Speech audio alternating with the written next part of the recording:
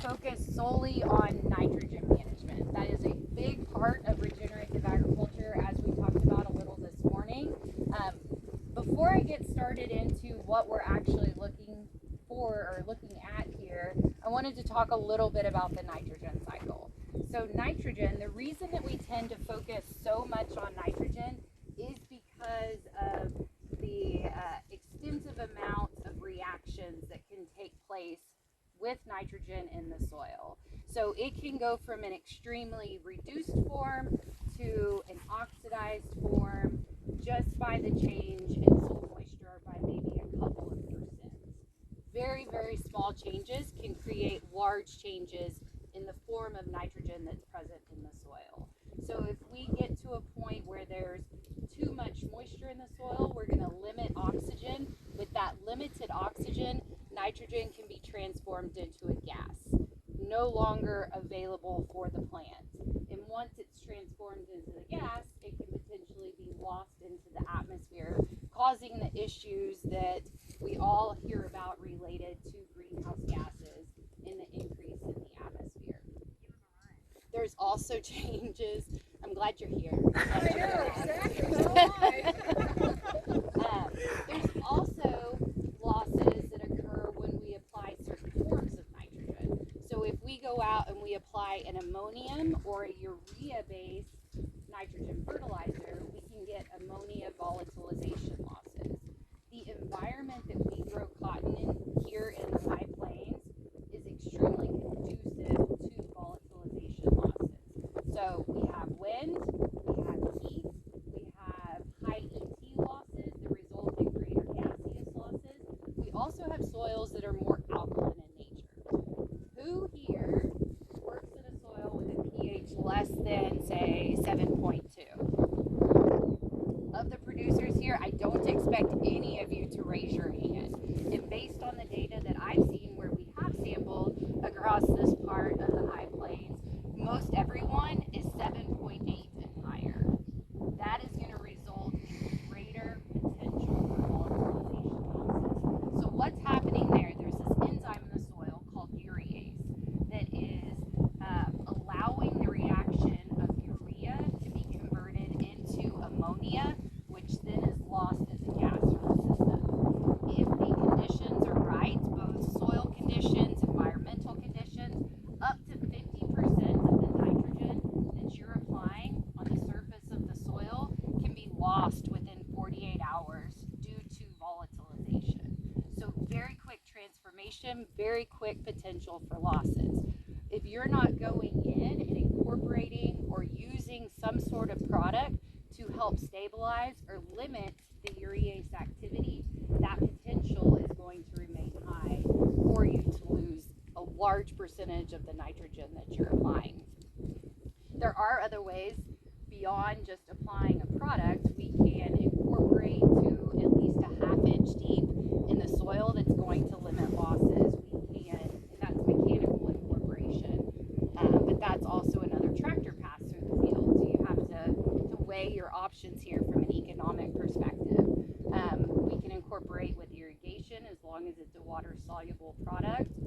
All of that's going to reduce the potential losses. What we're actually looking at here is a product called Endure Triple, and it's not the product necessarily that I'm focusing on, but just the use of a stabilizer product. This specific stabilizer not only has a nitrification inhibitor in it, but it also has a urease inhibitor. So I mentioned urease was the enzyme that is controlling whether or not volatilization occurs as a loss of that ammonia gas. Well, the nitrification inhibitor is keeping the nitrogen that you're applying in the form of ammonium. If nitrogen is in the form of ammonium, there's less loss potential, because if we convert to nitrate, there's potential for leaching losses, which luckily here, we're not Arkansas, so we don't have as much leaching potential with our limited rainfall that we have, but there are other losses. How often do we end up getting a 2 or 3 inch rainfall event within maybe a couple hour period? Pretty often. We get some ponding that occurs. We create an anaerobic system. In that anaerobic system, that's another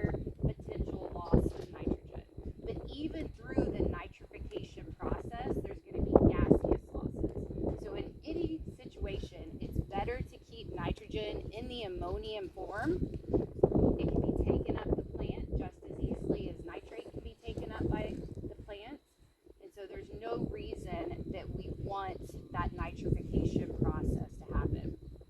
I had a soil microbiology professor at A&M that used to always say if there was one transformation, microbial transformation, that he could do away with in the soil, it would be nitrification, because it's the one that results in leaching losses, it results in gaseous losses of nitrogen, even just through that process. We don't have to have anaerobic conditions for denitrification to occur.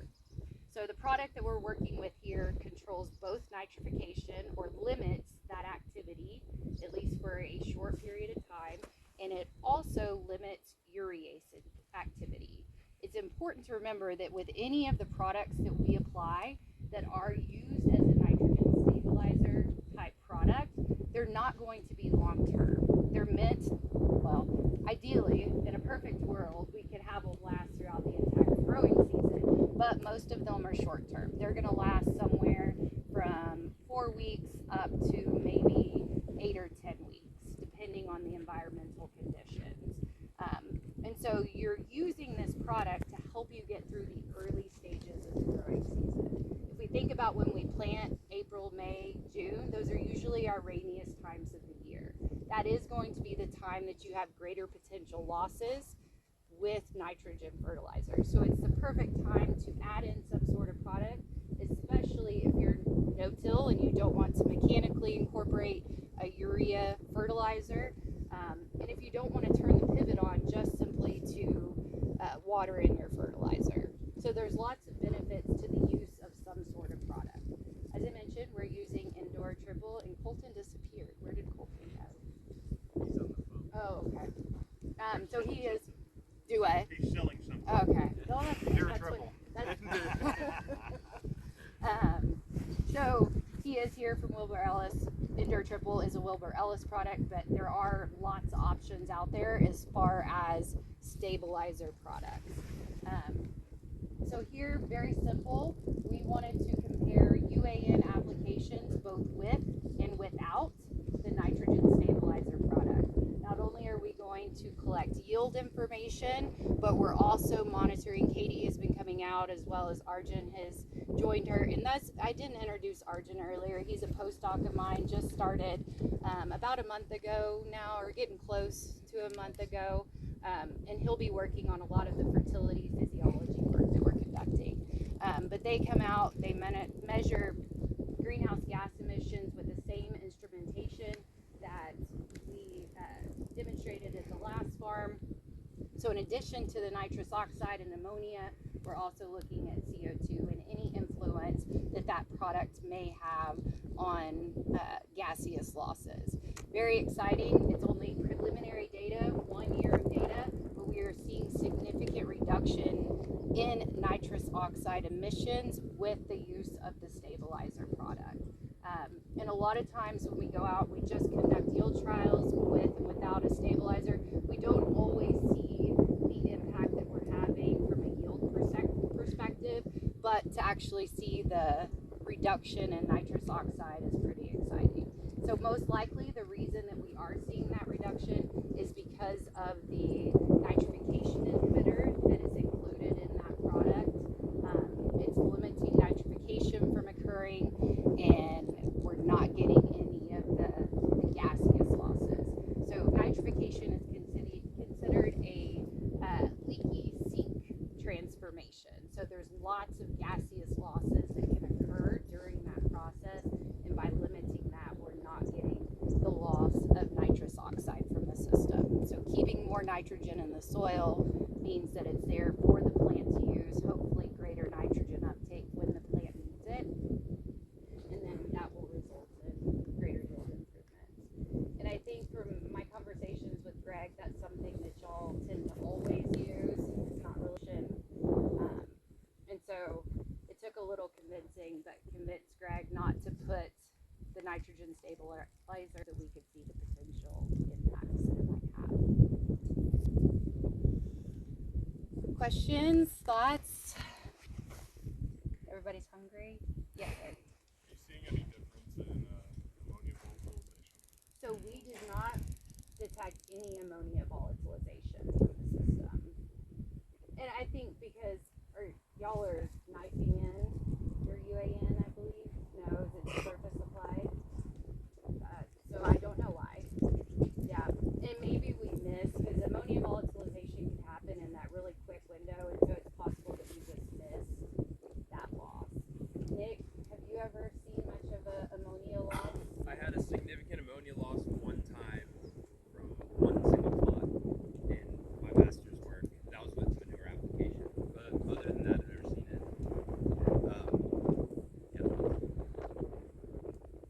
And so the instrument that we're using has a relatively low detection limit for ammonia, so I feel certain that we would be capturing that if it was actually lost or flux of ammonia.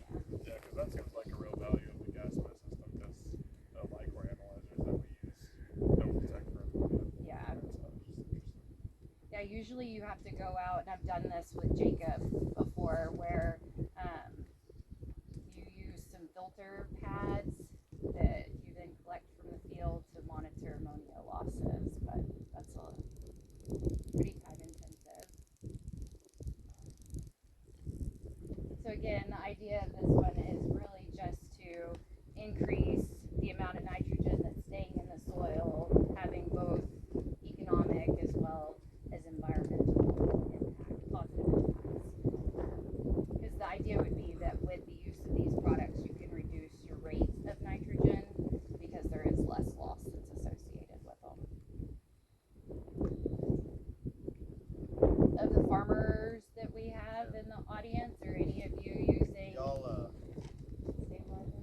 I think they touched on it earlier as far as stabilizers. They say they do a lot of drip up and there is probably a little bit of loss through that just because it pushes up. And a lot of guys, we do sometimes pump through the pivot and everything. And I imagine most of the time when y'all done y'all studies on it, is it usually on spray? So typically when we're applying UAN, we're knifing it in. Okay. Well, we're trying to do more and more bubbling. Mm-hmm. So have y'all seen, because I see that as comparison to as far as drip tape and everything, because it's a 99% less volatility just coming off the spray pad. So is there any loss or is there any gain? Have y'all seen that? So yeah, we haven't compared anything. That's another good one you should write down, Todd. But to me, if you're bubbling it in, again, water soluble, so it's going to move through and into the soil more effectively. Okay. Yeah. With it being so dry around here, do you ever have issues when you knife it in, getting it closed up enough so it doesn't? I know, like you don't have any issues with the furrow not closing at that point, and then you potentially lose it that way. Yes. So